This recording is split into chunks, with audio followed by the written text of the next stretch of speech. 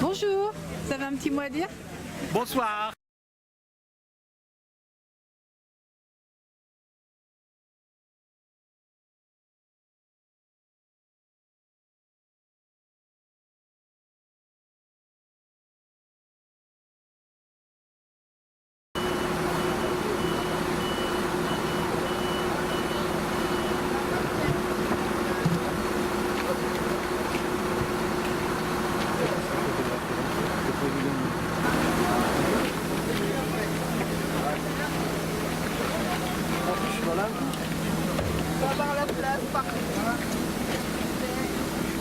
Vous pouvez me faire la place la prochaine.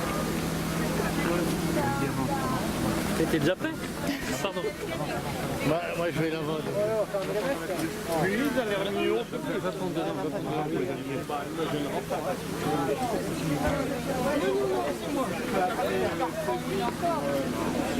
Elle a ton bébé?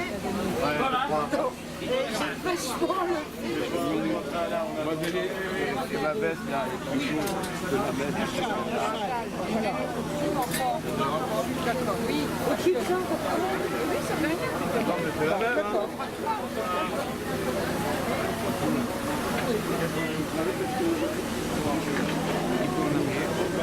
Il faut pas l'amener trop vite. Tu vois, tu fais un coup comme ça, et tu reviens un tout petit peu en arrière après comme ça. Doucement, d'accord? Ça va? Ouais. Bon, allez, Regarde, on coupe arrête. pas, coupe pas, coupe pas, coupe pas, coupe pas.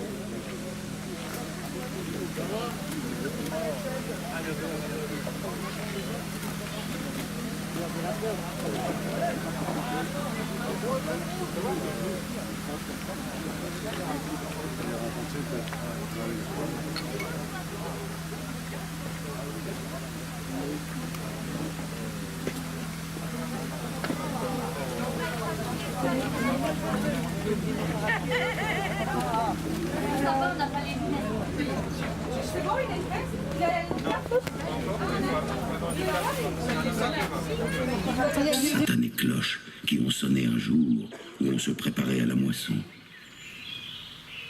Elles ont sonné pour qu'on abandonne ces terres, ces foins, ces blés. Elles ont sonné parce que les loups, peut-être, allaient revenir.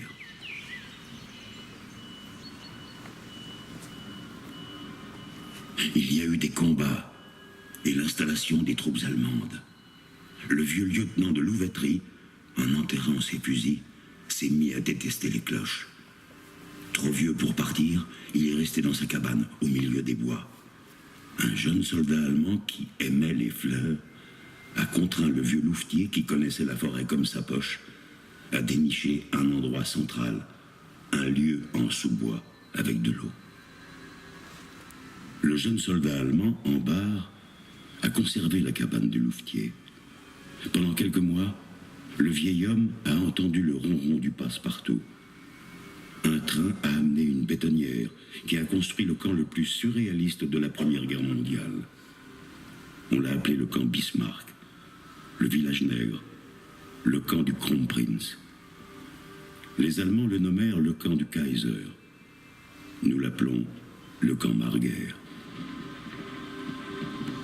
C'était du temps où le vieux louvetier croyait le dernier loup mort.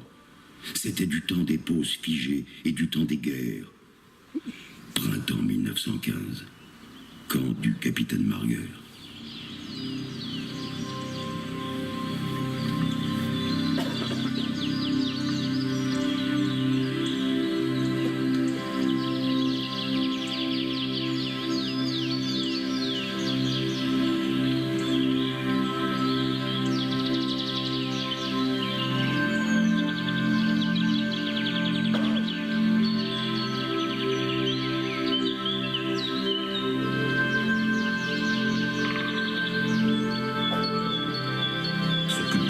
Travail. Dans la pièce centrale, le capitaine Marguerre travaille. Au cœur de la forêt, il gère un des pôles intellectuels du front de 1915. Une fabrique de béton. Les ouvriers sont des soldats. Les ingénieurs et les techniciens incorporés dans l'armée allemande appartiennent à la société du béton, la Betonfabrik, la BEFA. Ce sont les rois des bunkers. Il y a des élèves de Dickerhoff et de Windman. il y a des ingénieurs berlinois de chez Weiss, d'autres de Mannheim. En barre de sa fenêtre se dit que le béton est glouton. Pour consolider l'arrière-front, il a déjà tracé les plans de centaines de bunkers, de 15 châteaux d'eau, de 10 tunnels, de 30 fontaines et de 4 bacs à fleurs à peine coffrés.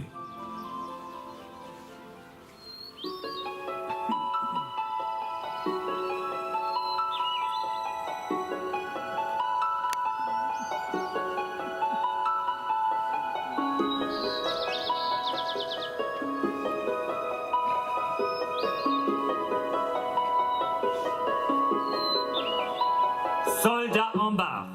À vos ordres, mon capitaine. Qu'est-ce que c'est que ces bacs? Bac à fleurs, mon capitaine.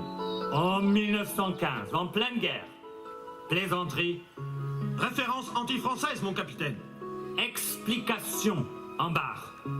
Ces fleurs sont un hommage au plus beau pied de nez de l'Allemagne à la France, mon capitaine. 1870. Négatif. Monnier. Ah, Monnier, le jardinier. Oui, Monnier, le jardinier français qui aimait les fleurs, mon capitaine. Il a inventé un procédé pour faire des bacs à fleurs.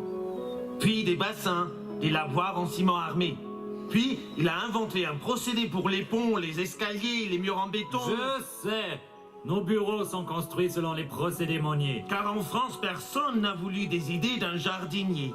La compagnie Weiss de Berlin a racheté les procédés, les plans et les idées de l'homme. Depuis 1880, les procédés Monnier sont allemands. Et depuis, les Français nous croient en retard sur le béton armé. Bon, excuse acceptée en barre. D'accord pour vos fleurs.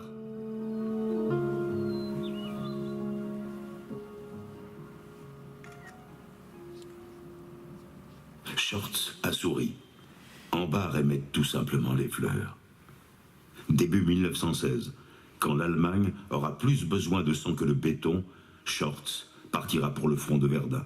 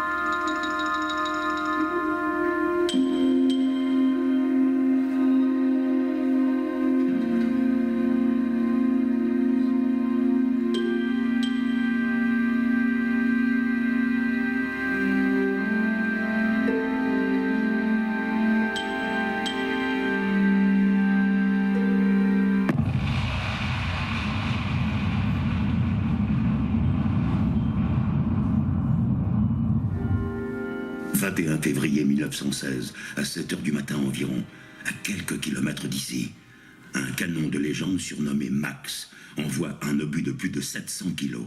C'est le premier obus de la bataille de Verdun.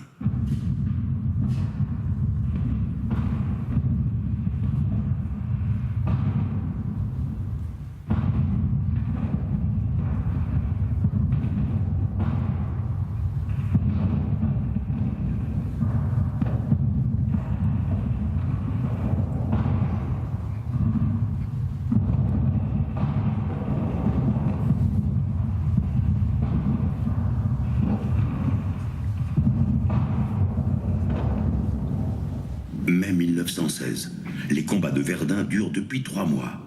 Tout ici a changé. La cabane du vieux louvetier rasée. Orne, Grémilly, Hazanne, détruits. Les gens des villages alentours, bûcherons et paysans, déportés. Trop vieux, le louvetier a été logé à Nouillon-Pont. Shorts, qui revient des premières lignes, retrouve Ambar. Schwartz a changé. En quelques mois, il a pris 10 ans. 10 ans. Tu sais ce qui se passe dans les bunkers dont on fait les plans? Ambar, tu sais ce qui se passe? Toi qui ne penses qu'à tes fleurs? L'entrée est pensée pour contrer une attaque. Une compagnie de 80 hommes y loge, s'y protège. Le blockhouse sauve des vies. Il n'y a pas de vie là-dedans. Que la peur, l'angoisse et les odeurs. On y est entassé. Aux premiers obus, il faut mettre le masque à gaz. Tu respires avec difficulté et tu fermes les yeux. Ça commence comme un concert. Les gros obus, des boules au son d'un trombone.